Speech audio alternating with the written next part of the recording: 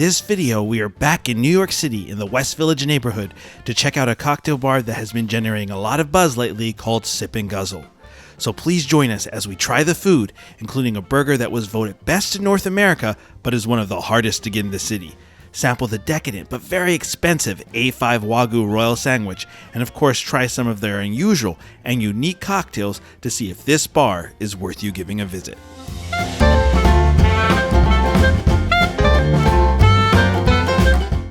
Hello guys, and welcome back to the channel. Today we are over in the West Village to check out a new bar getting a lot of buzz lately called Sip Guzzle. Now, Sip Guzzle received a lot of buzz when it first opened, both for its excellent cocktails, but also some of its food, such as the $150 A5 Wagyu sandwich, one of the most expensive sandwiches in the city. It also didn't hurt when actress Emily Blunt mentioned it as her favorite spot in New York City. However, as if this wasn't enough, the hype went through the roof a few months ago when they released their A5 Wagyu Tavern Burger. In that short time, it's already been voted the best burger in North America. The catch is they only serve 12 of them a night, which means it may be one of the hardest burgers in the city to actually get your hands on. However, it's not as hard as you might think, and I will let you know some tips on how to grab that coveted burger at the end of this video, as well as some other info you don't want to miss when you make your plans that could make or break your visit. Additionally, we will answer the question if we think this burger is the best in North America, or at the very least, the best in New York City, and if it is even worth putting forth the effort to try and snag one. Also, we will be trying that aforementioned crazy expensive A5 Wagyu sandwich and let you know if that is worth the price. Now, a fun fact, Sip Guzzle was on my radar since they opened, and I actually have been working on this video for some time now. I had a bunch of footage and was planning on coming back maybe just one more time to grab a few more shots, and then bam, they released that burger and it blows up. So that delayed me because of course I had to try it for you guys, and getting into the bar became much tougher.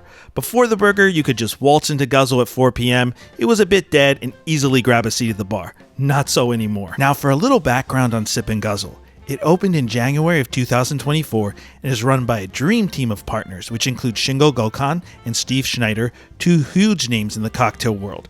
Shingo Gokhan was a bartender at the legendary Angel Share, one of my all-time favorite bars, and then moved on to the SG Club in Tokyo. Steve Schneider worked as principal bartender at the legendary Employees Only in New York City and is a partner at Employees Only in Singapore.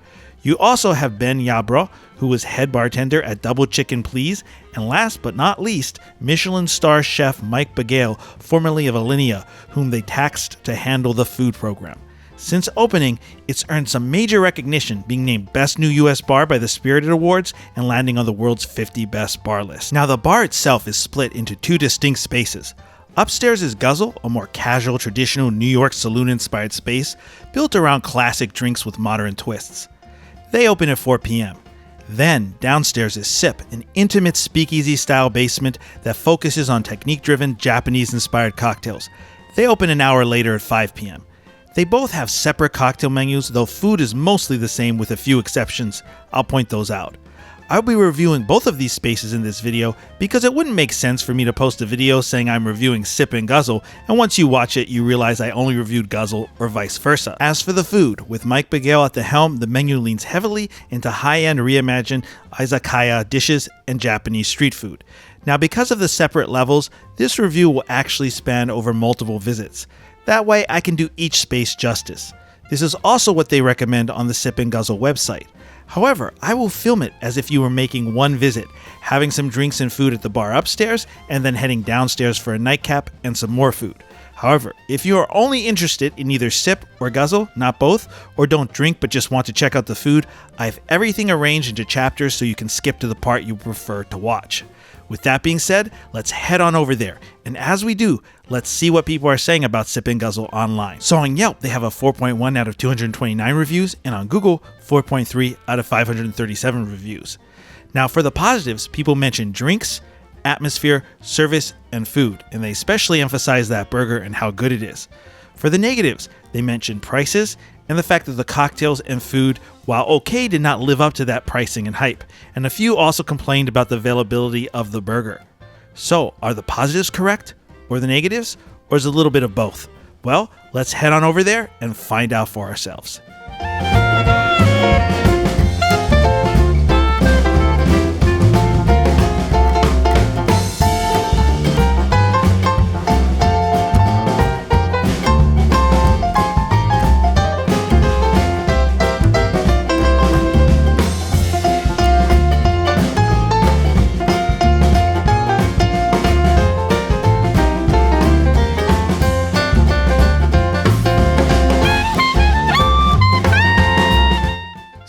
pulling a seat up to the bar here and taking a look at this menu, you can see the menu is a lot more casual, and it has a QR code here with the food, so they don't even have the food printed out. And then when you look at the drinks here, they're definitely variations on classics with Guzzle's own unique take on the different classic cocktails, and they do a pretty good job of that. Some of these look pretty unique. Then, of course, you have some highballs here on the last page there. So 12 drinks, and then the highballs makes about 16, so that's pretty good. And then you have your no frills classics here, which I don't really count because I asked them, and they're not variations on classics. They're not their own take. These are just the plain classic recipe, straightforward. So nothing special there. And then, of course, you have your wines and your sparkling wine and your beer. And that's about it for the menu there.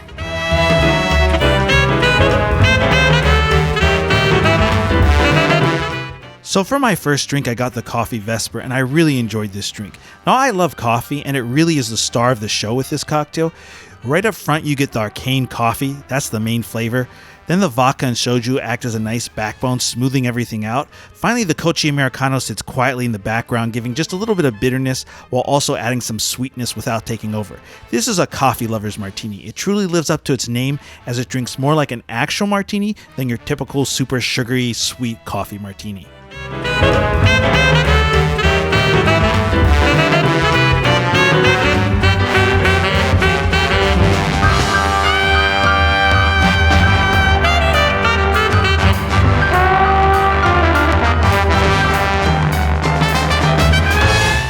This sour apple sour leans fully into that name. It's very tart.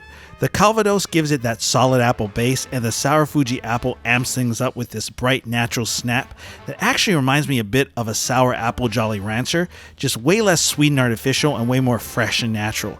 The vanilla rounds out the edges without muting the acidity, and then the egg whites give it that smooth, fluffy texture, and the nutmeg on top adds a nice warm finish and some really pleasant aromatics. Tartness was perfect with the fatty saltiness of the burger. Be warned though, if you don't like tart drinks, I would give this one a pass because it's really tart.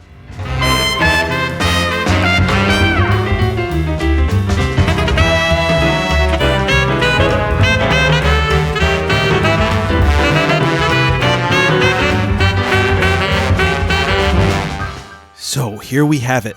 The tavern burger has arrived, made of Japanese A5 Wagyu. One of only 12 today.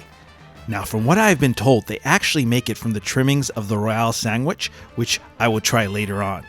Now, I have to say it looks and smells delicious. I love the presentation, the metal plate with a comic underneath, and then the way they put the pickle on top with the sword right through it. It's really well done. Looking under the bun here, you can see a little bit of that slaw in there along with the cheese and the other toppings that they have on the burger.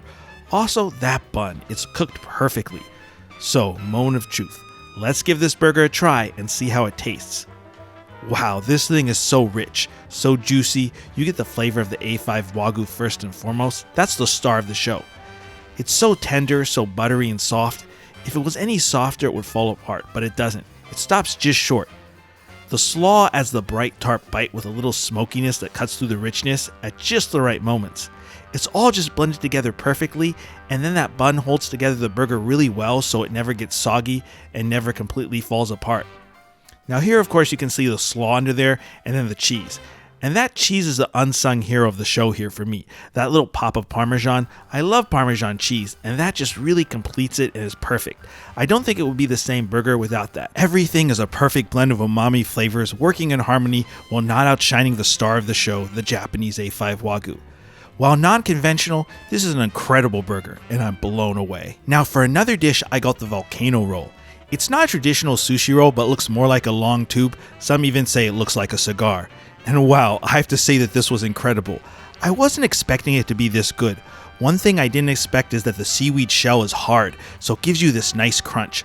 Then on each side it has two different flavors. On one side is the spicy tuna, and then on the other is a coconut sticky rice. What they recommend you do is take a bite from each side as you go until you finish it and meet in the middle. That way you get both flavors. However, as you can see on the ends there, while on one side is a little more coconut, you still get a little of the tuna mixing in with it. And on the other side is all tuna. Overall, I have to say that the tuna and rice combination was perfectly blended with the saltiness from the spicy tuna and then that coconut rice adding this little bit of sweetness. It's really such a great dish, so many nice umami flavors going on. It definitely is a must try on the menu if you are even a little bit of a fan of sushi. Then on another visit, I got the bikini sandwich, and I have to say that at first I wasn't impressed at all. I looked at it and it looked like one of those sweet Dutch waffle cookies. I think they're called stroopwafels. However, boy was I wrong. This was amazing. First, it's hot, so inside you have this melted cheese ganache and this wonderful Spanish ham that just complements it perfectly. So salty, so delicious. The melted cheese just oozes out. You also have a nice amount of ham in there despite the thin size. This was a perfect blend of flavors. Also, it's surprisingly filling considering its thin size. Overall, I love this sandwich. It blew me away, and this was my favorite thing on the menu until they released the burger. I would highly recommend it. If you get nothing else, get the bikini sandwich. It's that good. However, fair warning, they only serve it upstairs at Guzzle, not downstairs at Sip. So for my final drink upstairs, I got the Wagyu Old Fashioned. And it's one of those drinks that, on paper, make you scratch your head. Steak in a drink? I don't know about that. However, it is really good. The Toki and bourbon blend together into this really smooth, gentle base, and the Wagyu fat wash brings in a subtle richness without ever feeling heavy.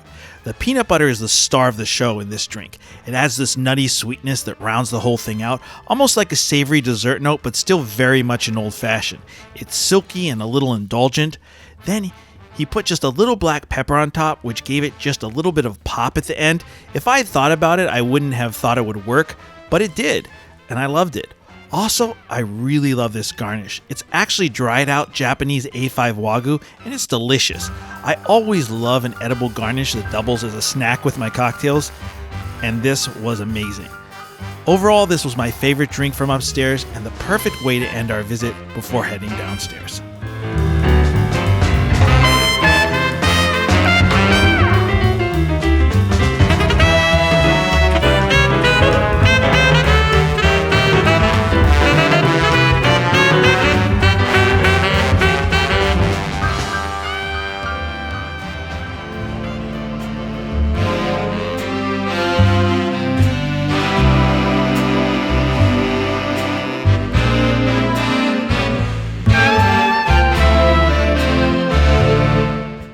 So now that we are seated at the bar, let's take a look at this menu. And right away you can see the difference. It's leather bound and printed versus a QR code. And then I love this saying, it's so cool. Sip the shame so you don't have to guzzle the regret. I'll give you a chance to think about that and what it means. Now overall, this is a really good menu. It has 16 drinks, so that's a really solid number. I do wish they were separated into categories, or that they at least showed you how they were served, like whether they were served up or on the rocks, etc. Some menus do that, and that's a really cool touch. That being said, I still really like this menu. While my sweet spot or ideal amount is 22 drinks, 16 is still a pretty good number. Then they have a QR code here in the back where you can find their selection of beer, wine, and other spirits.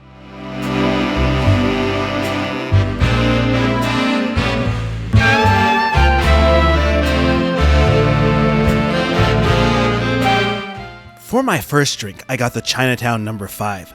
This cocktail is inspired by a woman's perfume. What's crazy is my wife actually has a fragrance with similar notes from Bond No. 9 called Chinatown. I thought that was a really cool coincidence, and it really leans into that idea of a perfume. The Bacardi is clean and light. It's not super pronounced, but sits in the background. Then the jasmine brings a big floral push, and the lychee and apple layer on this fruity sweetness that almost feels like you're drinking a fragrance. I did enjoy it for what it was, but that strong floral fruit combo isn't something I'd personally order again. Still, it absolutely nails its concept, and I really like the way it's served. That's super cool.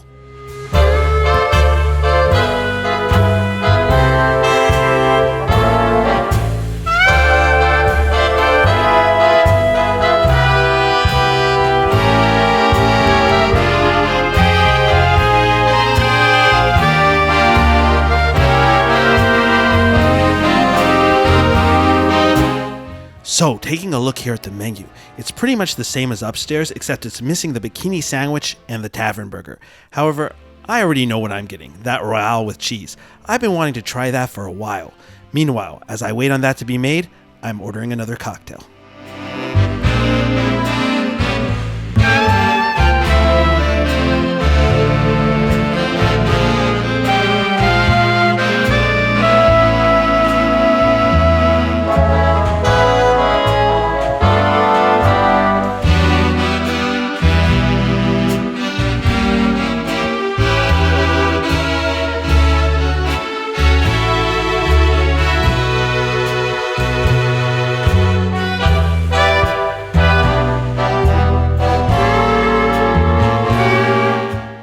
my second drink, I got Negroni In The Shade. It takes the white Negroni profile and gives it this really refreshing twist. You still get that clean, slightly bitter white Negroni backbone, but the melon adds a juicy tropical sweetness. Then you get a little bit of tartness from that kiwi, however the melon stands out the most. I would say that's the main note of this drink. The gyokuro brings in this smooth, almost silky green tea note that ties it all together and gives the drink a calm, cooling vibe. Now they had some instructions with this drink. To start, they tell you to eat the garnish on top, which is a honeydew melon that was compressed with melon liqueur. Then on the side you have the gyokuro leaves that were steeped in the drink. It's traditional to eat them after steeping the tea, so that's what they did for this cocktail. They also dressed them with some sesame ponzu for a little seasoning. You are supposed to alternate bites of this with sips of the drink. It really adds a nice savory element and complements the sweeter flavors of the Negroni. Overall, this is a fantastic, unique, and interesting variation on a classic, and I really love the way they incorporated the melon garnish as well as the tradition of eating the tea leaves into this cocktail. This was one of my favorite drinks on the menu. Well, here it is, the big moment of truth, the $150 Japanese A5 Wagyu sandwich, the Royale with cheese. And right off the bat, the presentation is incredible. It is served in this beautiful gold box on a nice silver platter, and the box is designed by HMH Iron Design, a New York-based metal fabricator company, and to my eye, it looks to be shaped to mimic a McDonald's hamburger box. Additionally, the side of pickles is in this crystal jar with a little fork to fish them out. 10 out of 10 for the presentation. Of course, for the price you pay, the presentation should be great. This is a luxury experience, and for any luxury product, whether it be food or a watch, the packaging and presentation needs to be flawless. Now, let's take a look at the star of the show, the Royale sandwich. And wow, look at that Japanese A5 Miyazaki Wagyu tenderloin. It's beautiful, perfectly marbled, juicy, fatty. You can even see the glistening of the fat on each piece of the meat. Now, it looks to be more rare than medium rare, but I have no issue with that. It works great for this type of meat, especially on this sandwich. Now, I have to say it's really tightly squeezed in there, so it took a little bit of finessing to get it out, and in fact, I had to shut off the camera for a second to get the sandwich out completely. But now that we have it out, let's give it a try. Oh wow, this is so good, so buttery, fatty, beefy, just the perfect blend of flavors. What I love is this sandwich is all about the beef, and they don't try to pretend otherwise. The Wagyu tenderloin is the clear focus. The house-made 2-year-aged white cheddar slice is very subtle, and that's honestly a good thing.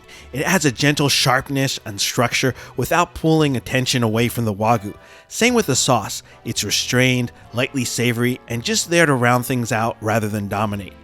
The shokupan milk bread, which is reported to be imported from Tokyo bakery Ginza Nishikawa, is a perfect consistency, super soft and almost cloud-like, which lets the meat stay front and center while still having enough body to hold everything together. This is such a good sandwich. There's also a perfect sear on it, so even though it's a sandwich, they still cooked it really well. Then I tried it with the pickles, and just as a caution, while these pickles are delicious, be careful about having them until you're at least halfway done the sandwich. I had about 3 bites and then had some pickles, and it actually dulled my taste buds a little bit because of that tartness, so I had to cleanse the palate. In fact, I wasn't able to taste all the details of the Wagyu for a few bites, so definitely use caution with the pickles. Now, they actually recommended trying them with the sandwich, so I did that, and it was really delicious. They cut perfectly that fattiness of the Wagyu beef. However, overall, the pickles are so strong that as much as I love the way they taste it with the sandwich, I recommend only trying them for a bite or two and then stick to having the sandwich by itself. Then maybe snack on the pickles afterwards as a palate cleanser. That way you truly get the most out of this cut of meat. So overall, I love this sandwich. It was amazing. In fact, in my limited experience, it's the best A5 Wagyu sandwich I've had. But is it worth $150? Well, I'll let you know at the end of this video in our review if I actually think it's worth $150 or if you should spend your money elsewhere. Now, on another visit, me and a buddy got the electric chicken. It's a solid portion and it's served whole. However, they provide scissors for you to cut it yourself as well as gloves so that your hands don't get dirty. I thought that was an interesting way of doing it. I enjoyed the chicken. It was super juicy and it had this spice on it that almost numbed your tongue. I found it seasoned well. However, my friend got a piece of it that was too salty and had too much of the spice on it. So I think consistency may be an issue due to the fact that they sprinkled it on the top. So if someone does that uneven or has too heavy or light a hand, that could affect a person's experience with the chicken. He enjoyed it, but didn't like it as much as I did. I think the chicken, especially with the seasoning they have on it, is a bit polarizing. I saw people who really enjoyed it, and I also saw a couple not finish theirs. So I can see this one dividing people, mainly due to the seasoning they use since it's a bit different. I will say that while I liked it, it wasn't one of my favorite things on the menu. However, while it didn't blow me away, I would still order it again because I don't mind the seasoning and it was cooked really, really well.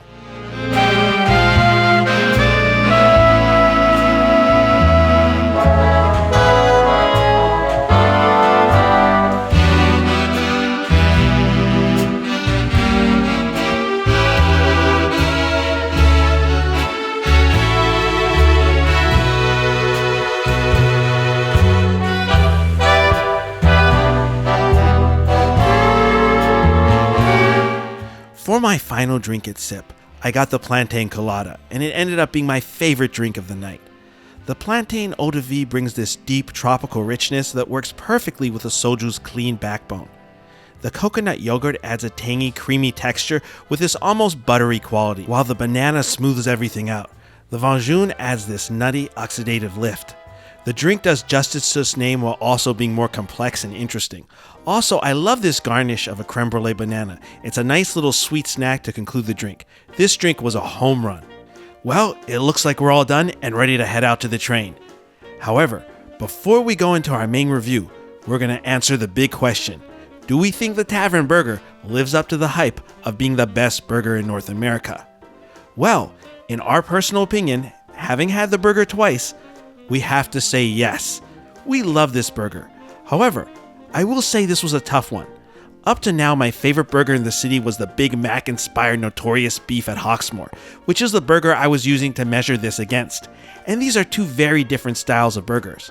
Because of that, I originally had them in a tie, but after having the Tavern Burger a second time, I had to give the win to it by just a hair. What pushed it over the edge for me, I think, was that A5 Wagyu, and also that Parmesan cheese, which is my favorite type of cheese. That being said, the Hawksmoor burger does have some major advantages. While it's only available during lunch, that still makes it easier to get than the Tavern Burger. It's also a better deal. You can get the burger with fries for $25, and it's a more traditional, familiar take on a burger. After all, who hasn't had a Big Mac at some point? Sometimes you just feel like that kind of burger, and the Notorious Beef fits that craving perfectly. So despite my love for Sip Guzzle's burger, the Notorious Beef will still be a go-to for me, and realistically, its ready availability and cheaper price mean I'll probably be having it more often. And that's also why I can see how some people might not love Sip Guzzle's burger. There are so many different types of burgers and tastes out there that if you prefer a more traditional style with pickles, lettuce, maybe a Big Mac style sauce, or maybe one with an egg and bacon, or one with onions and mushrooms, and the list could go on. Well, with all those variations and tastes, you might find that this one might not be your style. Also, this opinion is all based on my own limited experience. There are so many burgers in this country, and even in this city, that I haven't tried. But of the ones I have tried, the Sip Guzzle burger is my favorite. Now, as promised earlier, here's a strategy as well as some info you should know so you don't miss out on the burger if you really want to try and snag it. So I'm going to separate this into two strategies for two different groups. First, if you only have one shot at getting the burger, maybe you're visiting or maybe you're just someone who wanted to be 99.9% sure you get it because obviously nothing can be 100%. Well, if you're in that category, try to come anywhere from an hour to no less than 40 minutes before they open at 4 p.m. The closer you are to the weekend, the earlier I recommend you come. The first time I tried and was successful, I came on a Friday, so that's a pretty busy day, though I think Saturday and Sunday are more crowded. 3 people were already ahead of me when I lined up at 3:15, and the last person to get the burger arrived around 3:35. So if you're visiting or basically only have one chance, this is the kind of effort you need to make. It's worth it to spend the extra 45 minutes in line to make sure you get this burger. A good strategy I use is to grab some fantastic coffee from Arcane Coffee next door, then when they close at 3 p.m., walk by to see if a line has started. If it hasn't, walk around the block, sip your coffee, and swing back in 10 to 15 minutes. It's a really cool neighborhood, so you won't get bored. Just don't leave for too long because the line does form quickly. Now for the second strategy for the second group, if you live in New York City or have time for a second attempt. Well, standing in line isn't as necessary as some would lend you to believe. The key is to visit on an off day. If you come on a Monday or Tuesday, you may be able to show up right when they open and still snag a burger. In fact, the second time I grabbed it, I came in at 4:20 and they still had some left. They actually sold the final one around 5 p.m. That's the power of Monday and Tuesday in NYC. I always recommend Monday through Wednesday for places that are hard to get into, especially if they don't take reservations. A final point that I mentioned I would touch on at the beginning of this video is for parents or anyone with someone underage in their group. To be completely safe, you should have a reservation. By law, under 21, people cannot sit at the bar, and while the bar is first come first serve, the tables are not. They book up fast, even on slow days. So I don't recommend standing in line for the burger if you have someone underage in your group and don't have a table reserved. On my last visit, there were a few tables open while the burger was still in stock, so it's not impossible, but it's definitely a gamble. You could end up wasting your time in line only to be turned away, which I've actually seen happen. Also, on that note, reservations book up really quickly, especially Thursday through Friday, so be sure to try and grab one well in advance. So now that we've answered the big question about the burger, let's move on to our full review. And to do that, we're going to start first with upstairs at Guzzle. So for the positives of Guzzle, you have the service, the food, and the cocktails. Overall, we found the service upstairs to be fantastic. Everyone was super nice and laid back. They did an excellent job explaining the menu and even giving advice on what food was best to fill us up versus uniqueness and flavor. That leads to the food. Of course, that burger was incredible, but I really enjoyed the other items as well, especially that bikini sandwich and the sushi roll. Both had incredible flavors. Finally, the cocktails were really good. They were not groundbreaking or super unique. You go downstairs for that. However, they were really nice plays on classics and were delicious. I think my two favorite were the coffee Vesper and the Wagyu Old Fashioned, with the Old Fashioned being the top one. Then for the neutral, we had pre-batching, atmosphere, and lighter, less whiskey forward. Now to go into a little more detail, they pre-batch almost everything, not much more to say about that. As for the atmosphere, I really did like the bar area. It had a really cool New York saloon vibe with the pics of famous New Yorkers on the walls, but I felt that overall the whole space, especially the dining room, while nice, was nothing special. Then finally we have lighter, less whiskey forward, and this is very personal for us. Like a few other bars I have been to, like Undercoat, I would have liked to see more scotches, ryes, and Manhattan-style drinks on the menu. Aside from the old-fashioned, most drinks were a tad lighter. Now, obviously, I don't think that this is a style of this bar, and this is very much a personal preference. However, I do think they could at least throw a Manhattan variation on the menu. And then for the negatives, we have expensive food and tavern burger availability. The food is delicious, but if we're being honest, it's expensive. No doubt about that. I understand these are Manhattan prices and they are doing some unusual and unique things, but I do wish, especially for the amount you get, that it was a bit cheaper. Then finally, tavern burger availability. Now, I just had to put this down. I actually understand why they serve so few burgers. Many have claimed that it's manufactured scarcity or a gimmick. However, it was explained to me that they actually use the trimmings from their Wagyu sandwich for this burger. So obviously, if you can only sell so many steak sandwiches, then you have a limited number of trimmings, therefore a limited number of burgers. So that does make sense. In fact, in my first few visits before the burger was released, they had another dish on the menu that also was somewhat limited availability that used the trimmings from these Wagyu sandwiches. And that was delicious, but just didn't sell as well, I guess, so they switched to a burger. That being said, no matter how good a burger you have, if you can't taste it, and at 12 a day that is difficult, then that's a problem. So I had to put that in the negatives. However, I don't really get some of the hate about the burger. If we're being honest, Sip and Guzzle isn't unique in trying to make a particular food somewhat exclusive in this city. Also, the hype will die down a bit in a few months, and while you still might have to plan for it, I don't think getting a burger will be that difficult. I would like to see them up the number of burgers maybe to around 20 or so, if at all possible in the future. That would be much better and much more reasonable of a number. Now moving downstairs to Sip, and before I give my review, I would like to answer that question. Is the Royale sandwich actually worth $150? Now to be clear, I love this sandwich. It was delicious. That's why this is a tough one to answer, and I go back and forth on it. After all, this sort of thing is very personal and depends upon a person's tastes, values, and financial situation. Is any sandwich really worth $150? Many would say no. Now looking at it from a purely subjective standpoint, it is a good size. It's 4 ounces of Wagyu, and pricing it out, it does seem to be on point, if not a little lower per ounce than I saw at some restaurants. For instance, Cote charges $45 an ounce for A5 Miyazaki Wagyu tenderloin. So for 4 ounces, that price would actually be $180. That's $30 cheaper than the sandwich. And the sandwich also has the imported milk bread and 2-year aged cheddar. So it's not overpriced based on the market rate, and from that perspective, some might say it's worth it. That being said, it's hard for me personally to justify spending $150 on a sandwich, even if it's the best Wagyu sandwich I've ever had. I think if I'm going to drop that amount of money on Japanese A5 Wagyu, I would want to eat it by itself. The way it was cooked at Cote, that style. To give you an example, it's like using a super high-end $1,000 bottle of whiskey to make an old fashioned. Will it be incredible? Yes. Would I try that once out of curiosity? Of course. However, overall for that money, I'd rather savor that whiskey on its own. So was it worth it to try this sandwich once? Yes. Is it worth it to try again? No. Though maybe I would consider splitting it with a friend if they really wanted to try it. Of course, if I was well off financially, maybe a celebrity like Emily Blunt, then it would totally be worth it. Like I said earlier, it's all subjective. So, is it worth it for you?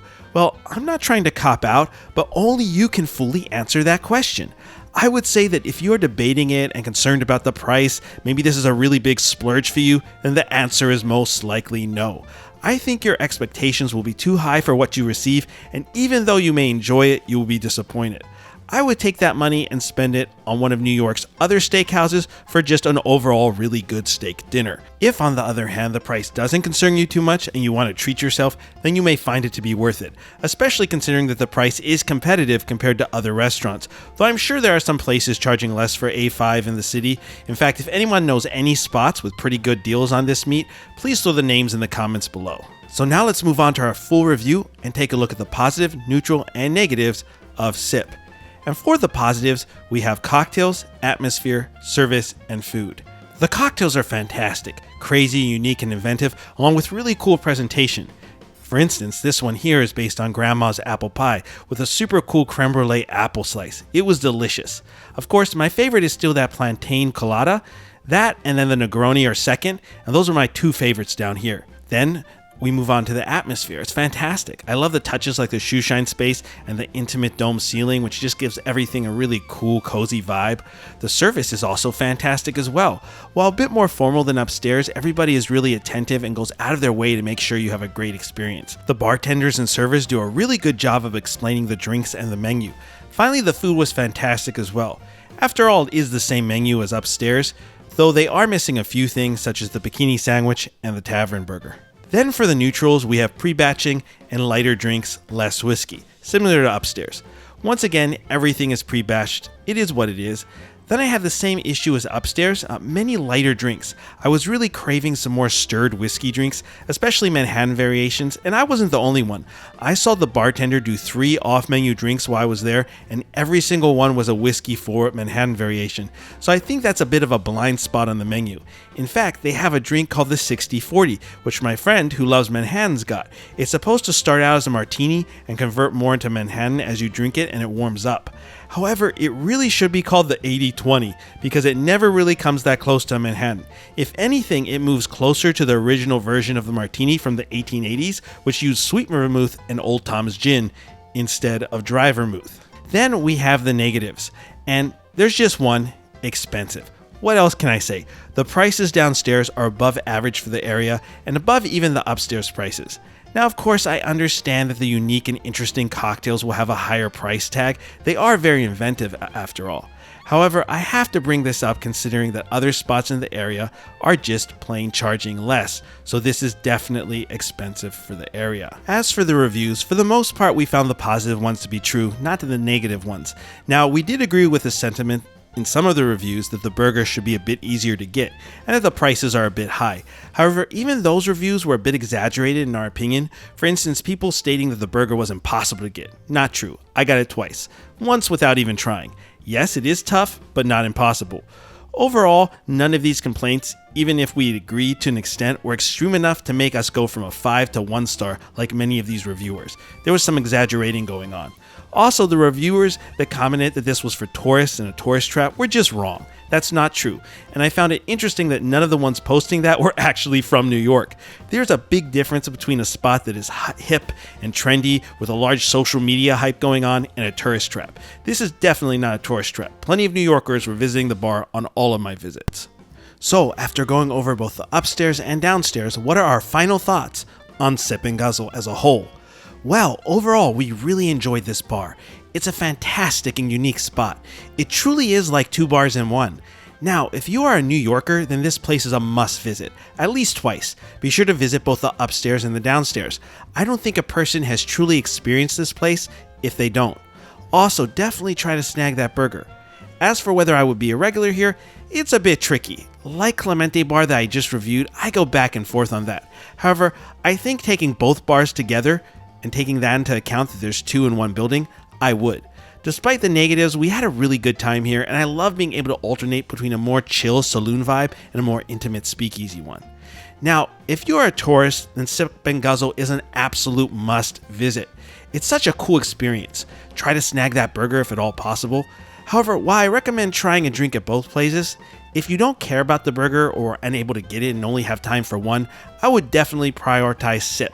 From a cocktail enthusiast perspective, Sip is definitely a more unique and special experience. However, there is really no excuse to not try Guzzle, even if it's just real briefly. Since Guzzle opens at 4, it's super easy to make a reservation at Sip, come early and try to grab that burger, and if you fail, just order a quick drink and that bikini sandwich, since you can't get that sandwich downstairs. Then, your reservation will arrive in no time. Once it arrives, then head downstairs. So Guzzle is almost a no-brainer with the way they have it set up. Well, those are our final thoughts on Sip Guzzle. We hope you enjoyed this video. Please let us know what you think or if you have any questions or thoughts in the comments below. If you enjoyed this video, please click like, subscribe, and that bell icon so you get notified of any new videos, and most importantly, always drink responsibly. Thank you for watching, and please join us again on Boozy Explorers.